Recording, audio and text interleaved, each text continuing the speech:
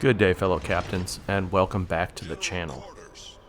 Today we're going to be taking a look at some Fletcher gameplay, and I am in a division in this match with one of my division mates, Bomber Bucky. And early in the match, before we even started, we had spoken to one another and talked about what we were going to do. And we did wait until we loaded in, looked around, see what kind of teammates we have, see where we spawned, and we made the decision to push Bravo. Even though Bravo is a smaller cap and it's easier for destroyers to get spotted from the enemy at Bravo, we figured it would be better to try to take the flag rather than leave it for the enemy to get grabbed. So right away, Bomber and I discussed our options when it came to the push, and we decided to push just straight into B, irregardless of what the enemy aircraft's doing. It's one of the reasons why I stick so close to my division mate. The Udachi does not have good AA at all. That's pretty terrible. I think it's in the teens somewhere. My AA is much better, so I'm going to stick with him and make sure that if the aircraft try to harass us, it's going to be a problem for him, and he's going to just keep losing aircraft because both of our anti-air together is going to make quite a difference. Kagiro spotted.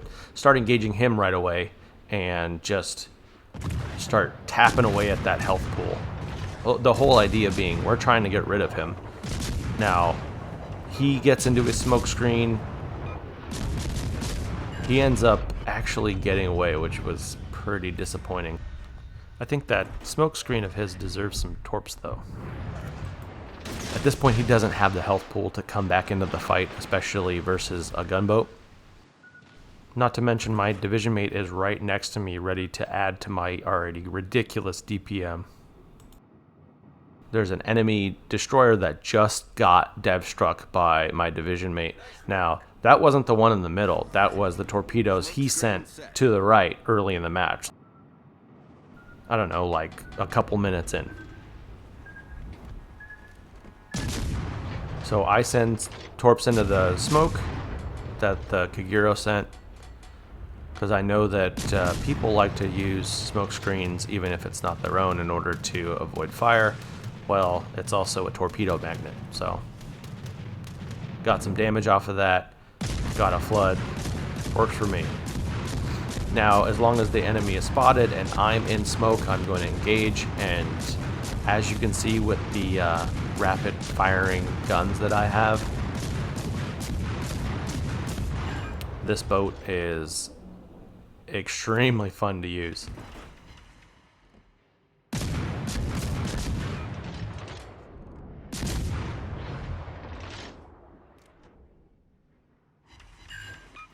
Enemy torps in the water. Luckily, I have engine boost activated, so it's a little easier for me to come to a stop, roll back again. So, Melanico gets spotted. I'm going to light him up. He's at a distance where I can engage him and not get spotted. It's important to know the statistics of your boat before you take it out so that you can know exactly when you're going to get spotted in your smoke, for example, when it comes to a destroyer. Now, I wasn't sure if he had a repair or something or how long it was going to take to kill him, so I did send torps as just in case measure and then get those guns going again. In retrospect, I should have switched over to AP and started hitting a superstructure, but in the moment, I figured I might as well just keep these guns firing and just keep that damage piling on. Now that he's gone, I'm going to roll forward and get to my Udachi. He's pretty low on health. I want to make sure that if the aircraft hang around, they can't just linger over him and destroy him. It's important that his torpedoes stay in the game, because there's still quite a bit of large boats in the game, and his torpedoes can make all the difference, can make the difference between winning and losing. So come back around, get essentially as close as I can to him without becoming a larger target to random torpedoes. At this point, when I came around, we were discussing what to do next. Charlie is obviously already taken by the enemy, so it seemed important to push that direction and stop the enemy from, one, sweeping us, and two, put ourselves in a position to take that flag once the enemy presence is light enough for us to do so. Bomber sends torps over to the King George in hopes that he will just stay on course, and even if he turns in through the island, that he would catch a couple torps here.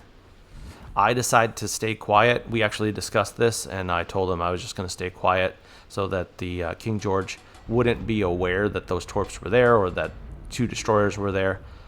Normally, I probably would have started hitting him with my guns, but in this case, I decided to stay quiet. I send my torps, at least one set, so that if the King George decides to push in toward Bravo, but kind of split the middle of Bravo and Charlie, that my torps would be able to do some major damage to him. However, due to our friendly ship's presence, he decides to turn out and away, and seeing those other torps probably had a little bit to do with that as well. I decided to send a widespread in case, just in case he makes some maneuvers that I don't foresee. And these are screening torps anyway. However, he decides to sail full side on, dev strike for bomber, and the King George is back at port. This is a situation where I will engage because I'm going right behind an island. I can't be seen. But now that the Kansas is spotted and I'm essentially in the open compared to his position, I'm going to stay guns quiet until I have a conversation with my division mate. We talk about our plan. He's going to send torps to stop the Kansas from going broadside one direction or another. And if he does go full broadside, then bomber will end up with another devastating strike. I'm going to wait and read the situation here. Now I'm going to put myself in a position to get behind an island if need be, but I'm also going to pop my smoke and just start lighting up this Kansas. All in an effort to start setting fires so that he'll want to repair them, and should he repair them and my division mate gets a torpedo hit on him, he's not going to be able to repair the flood, which is much more important to deal with.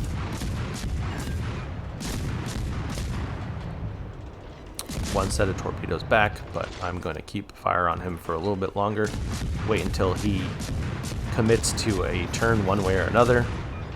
Direct my torps into that turn, and then switch back to my guns, trying to, again, get fires on the ship.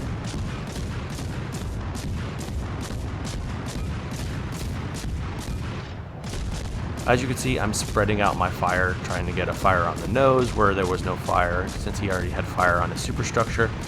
And now I'm just trying to hit the superstructure. Fortunately, he runs into one of my torps and it ends that pretty quick.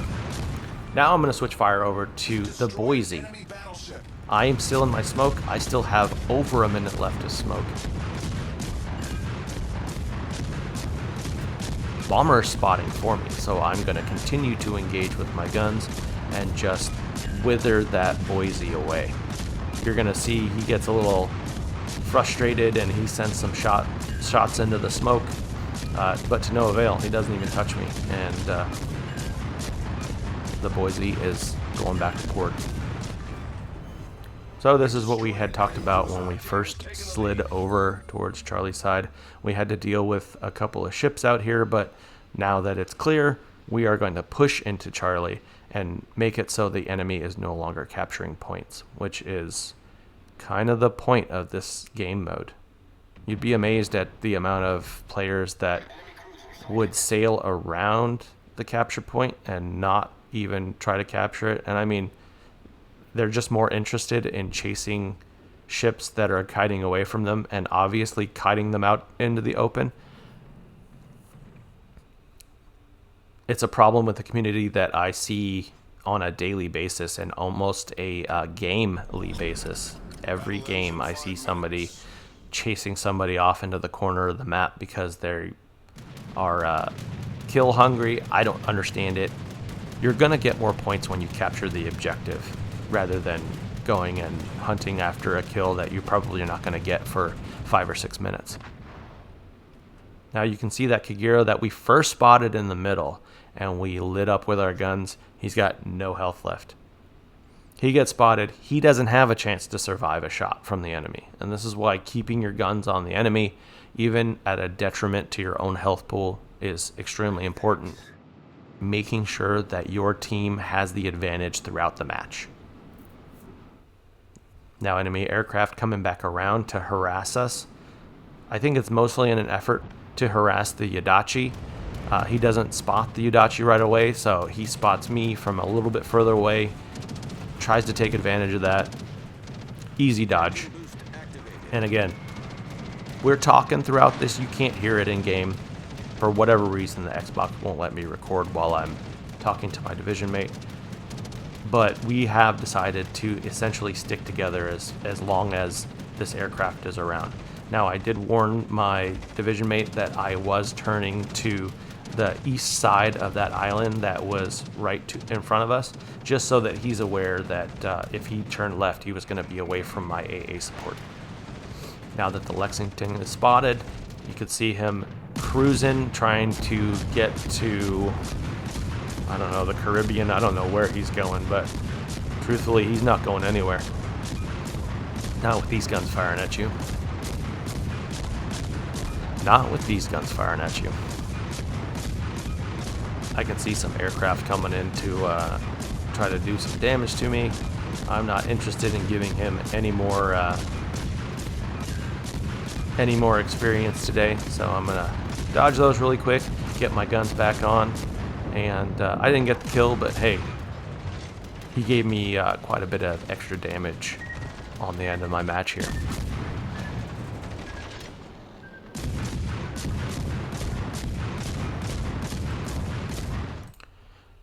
Okay, so Fletcher, top of the match.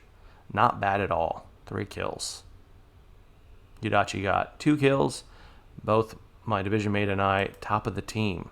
Now you can pause it here. 306 gun hits, 3 torpedoes, 3 planes shot down. You get the idea.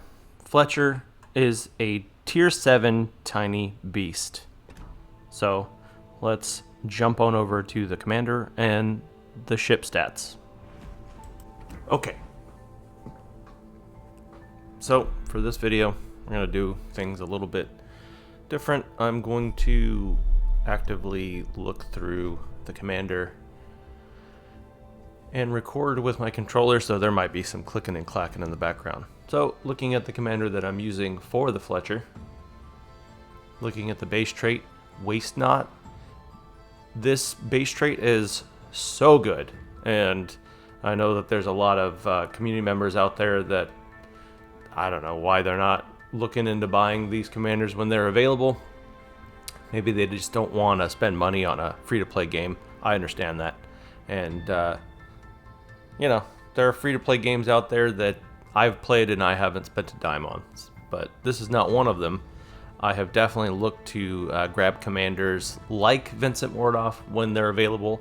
And this, man, this base trait is so good. And this commander in general is so good. This waist knot, destroyer main battery reload time, negative 5.4 seconds. That's just his base trait. And then you add on the inspirations, Charles Madden, aim and fire, main battery traverse speed, plus 4.25%, and main battery reload time, negative 2.55%. And none of these commanders are maxed out. Vincent Mordoff, he's a 16.2. Charles Madden, he's a 15.2. And then the second inspiration, Ding Ru Chang, he's also a 16.2. Main battery reload time, negative 3.6%. Now, if I had the resources and I felt like dumping them all into all these 3 commanders, the reload time would be even faster. However, with the reload time how it is, I don't feel it's necessary. It's already really good. As you saw in the gameplay footage,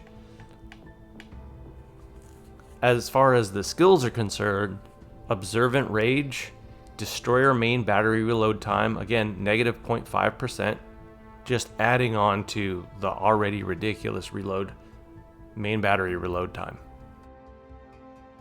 Torpedo detectability range, which is, I mean, to be fair, the Fletcher has torpedoes. It's good to have that in your back pocket as well.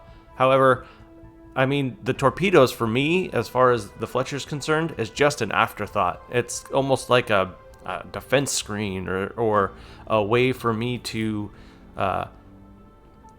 set up a defense where I can run and then get my guns on again a little bit later in the fight. As you can see, it has a negative effect. It increases your rudder shift time by plus 10%. Not great to have a negative aspect on any skill. However, I feel like with this particular build for my destroyer, it's worth it. And I've been running this for a long time on the Fletcher, and I think it's absolutely 110% worth it. Moving down, look at me now. See detectability range. I'm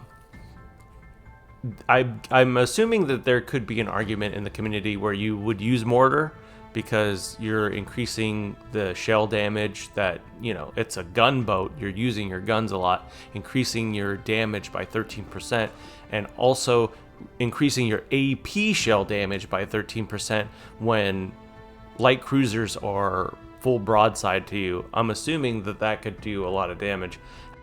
However, I have used it in the past.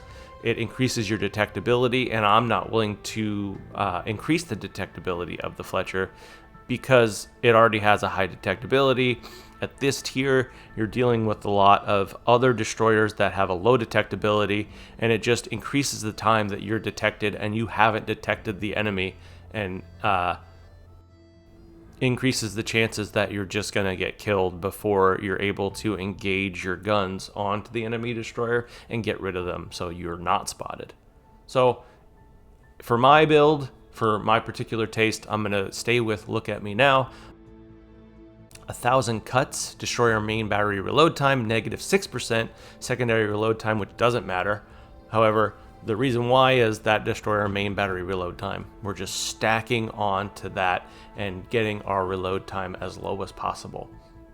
I know that there could be an argument for twist and track for the gun traverse speed, or even perceptive, so that you know the direction of the enemy with either twist and track or perceptive. However, I'm just going to say outright, I'd rather have the destroyer main battery reload time, and when we look at the stats, you'll understand why. Rolling down to sheltered arms. Risk of main battery being incapacitated, negative 75%. Also, risk of torpedo launchers being incapacitated, negative 75%.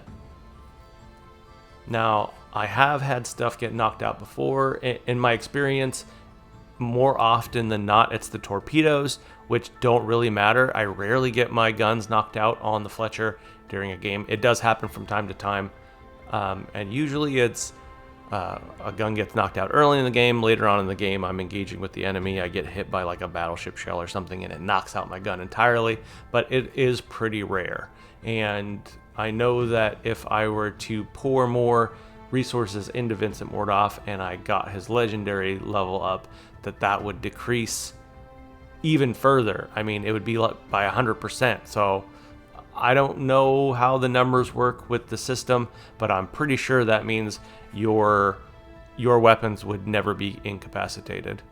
I know in the PC version, there's a flag that you put on your boat so that your magazine won't detonate, and you can't get dev struck, as far as I know.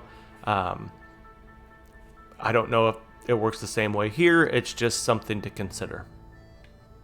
Now moving down to roll back up.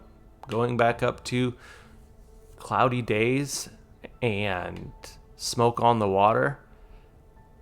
I'm sure there are people out here in the game that use these two, pick from one of these two abilities.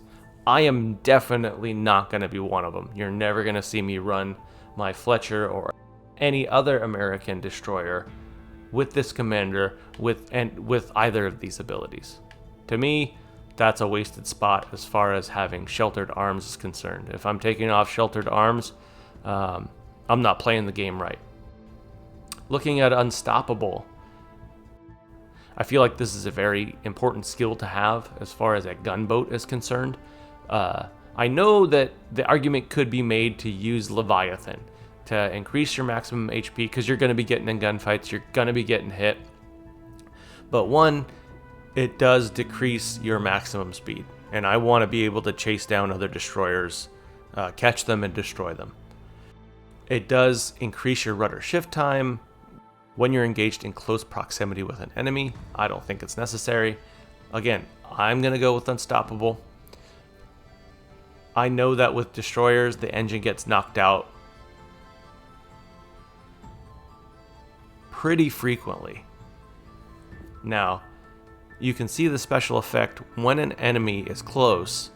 So in my case, with the level he's at, when an enemy is 4.5 kilometers away from me, damage control party cooldown time 50%, negative 50%. Pretty damn good. So if something gets knocked out, I'm getting beat up, I can repair faster. Now, I know that the health pool being a thing, being lower than having Leviathan, that's not as likely that I'm going to survive in a situation where I'm constantly getting hit, constantly getting stuff knocked out, but it does happen. Now, engine repair time, it's the same as what I was talking with the Wichita and the Baltimore. It's the same ability as that, the rudder shift repair. I don't remember the name of the skill, I'm not going to look it up right now, but it gives me the ability to, if I get hit a lot, right? I'm getting hit a lot, my engine gets knocked out, my rudder gets knocked out.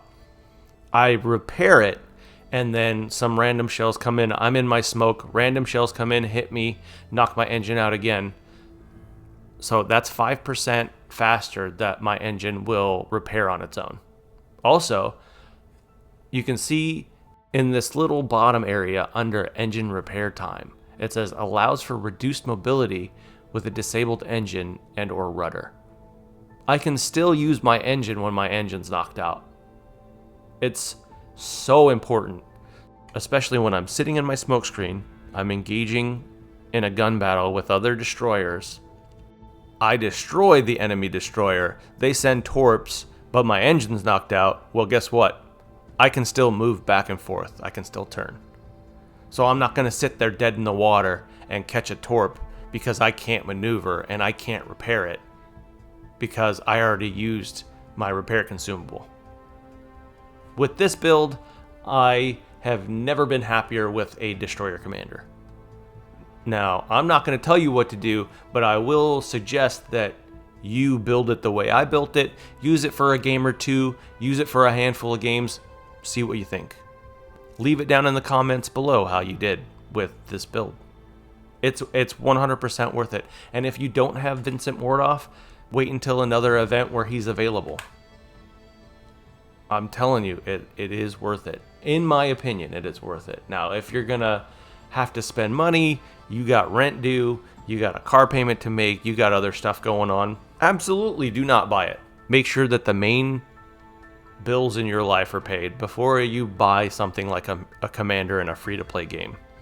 But as long as I've had Vincent Mordoff, it's made playing American destroyers actually fun. It used to feel like a grind when I would play American destroyers. Now I love it. I love Vincent Mordoff. I love the gun reload, and we're gonna jump over to the stats in order to show you why. So, hit points of 16,700 hit points. Armor's pretty low, but it's a destroyer, so what do you expect? Main battery. 127 millimeter, Mark 30, Mod 0. 5x1, 127 millimeter, firing range 11 kilometers, reload time of 2.1 seconds. 2.1 seconds. 180 turn time, 5.9 seconds. Now you saw with one of the skills on Vincent Mordoff and one of the inspirations that it increases that 180 turn time. I want to be able to maneuver my destroyer and get those guns on as soon as possible. It is a gunboat. So the faster my guns can spin to the other side of the boat, the faster I could start deleting enemies. Maximum HE shell damage, 1,900, with a fire setting chance of 5%. That doesn't seem like a lot, and I'm sure there are some people out there that would build with a different commander and try to increase the fire chance. I think you're wasting your time. Think about that. Reload time of 2.1 seconds. I'm sending out a round every 2.1 seconds with a 5% chance to set a fire. Now in the game, you saw how I'm shooting. Shooting one gun at a time. 1, 2, 3, 4, 5. 1, 2, 3, 4, 5. Getting fires with a 5% chance in this boat is absolutely no problem, with my guns firing every 2 seconds, roughly. Maximum AP shell damage, 2,200 damage. Now a light cruiser comes in to contest you or push you out, but he doesn't know where you are because you're in a smoke screen. You're behind a short island that you can lob shells over. You will absolutely do all that 2,200 damage to his citadel. Torpedoes. Not special, not terrible. 2 times 5, 10 torpedoes, 122 second reload time. That's a really long time. This is, again, why I do not rely on these torpedoes. They are almost like a second smoke screen. I'll send them. It's my escape route. It's my plan B. 180 turn time, 6 seconds. So they turn pretty quick thanks to the upgrades that I use for the boat. Maximum damage, 16,633. If they touch, they're going to hurt quite a bit. Detectability range is really good, 1.1 kilometers. Torpedo range, 9.2 kilometers. So they go pretty far for being American torpedoes. However, the speed leaves something to be desired. 55 knots. Pretty slow, pretty easy to dodge, especially when you're trying to engage a target that, say, is broadside to you or is turned away. This is why I'll use these torps as a screen as an enemy is coming toward me.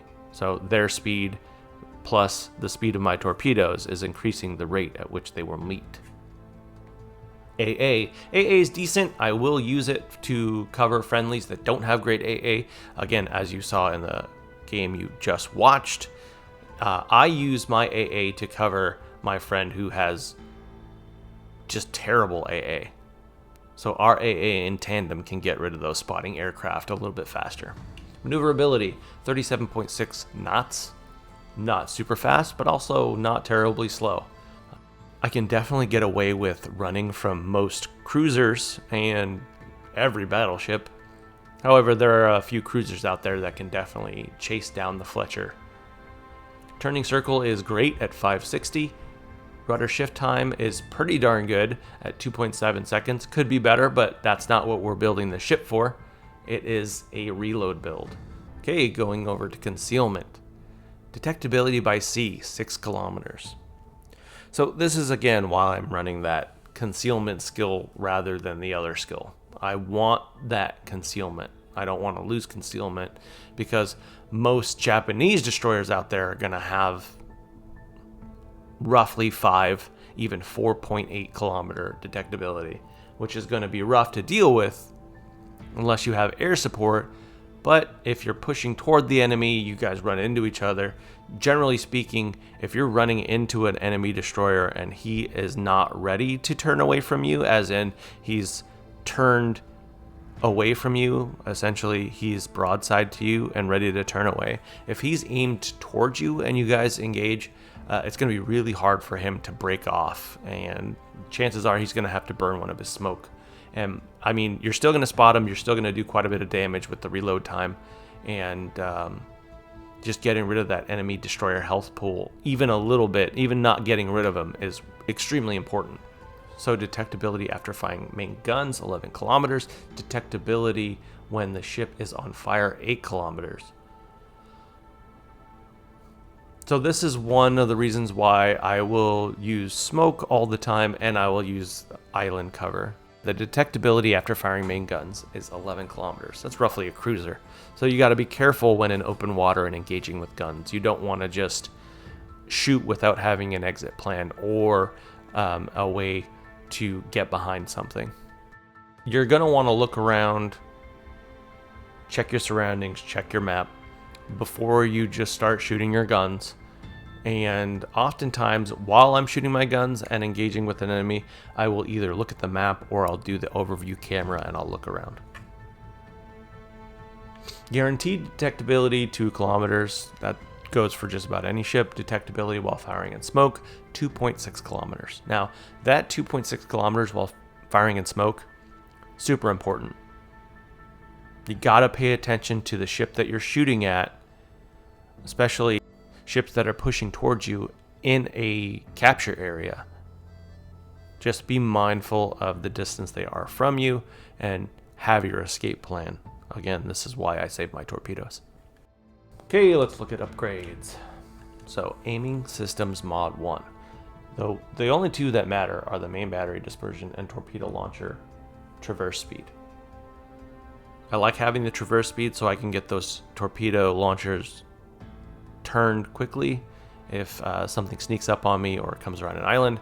The main battery dispersion really helps with keeping your shells on a target over time. So that's why I don't use main battery mod 2 for the traverse speed. You could get your guns around faster, but I'd rather have that better dispersion, and I'd rather have my torpedo launchers turn faster just in case I get ambushed. Steering gears mod 2. So I want the rudder shift time. And you could argue that propulsion mod 2 is important for being in your smoke, moving back and forth, avoiding torpedoes. I want the rudder shift so I can get either get nose onto a target or get my rear onto the target, so I'm more of a narrow target and it's harder for them to hit me. I can maneuver faster and I can dodge salvos from the enemy from either a distance or an enemy destroyer that's trying to engage me. If you built your Fletcher differently and you're getting great games in it, let me know. Send me a link. Post it down below. And we'll take a look at it.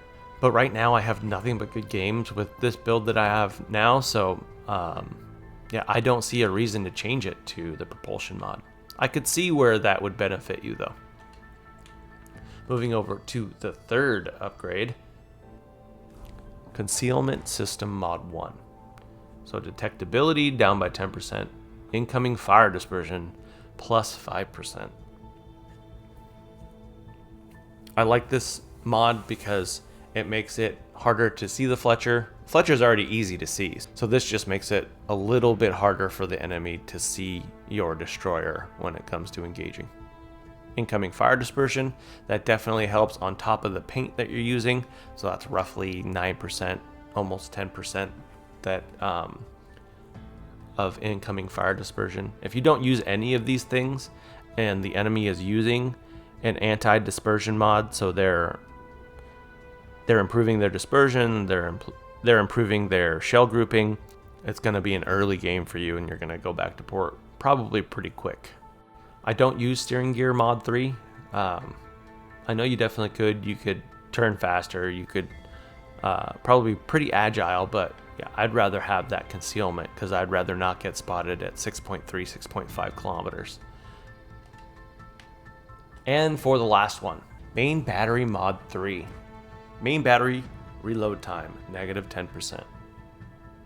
Now you saw the reload time, 2.1 seconds on these guns. This makes that possible. Negative 10%. It increases your main battery traverse speed, but I think it's 100% worth it. Now I don't have the epic mod for it. As you can see, the epic mod for every 30,000 damage, I would get plus 2% to that main battery reload time. Right now I'm saving steel. I might pick that up in a little bit here, but as of the game you just saw, I do not have it. I just have the regular main battery mod 3. I haven't gone to the trouble of mentally rating where the Fletcher stands in my mind. However, If I had to, right now, just make a split decision, it's probably top 2. It's between that and the Akizuki, and I don't think I can make a decision right now. I'd like to hear from you guys. What's your favorite destroyer and why? Drop it in the comments below, and I can give it a shot running what your favorite is, maybe even with your favorite commander and build type. If you enjoyed this content, consider subscribing. Leave a like, hit the notification bell for future content like this, and even comment down below letting me know any ships that you're interested in seeing a closer look at, any ships you're interested in seeing gameplay of, or even other games you might be interested in seeing. I'm Buckshot Bucky. Thank you for joining me, and I'll see you in the next video.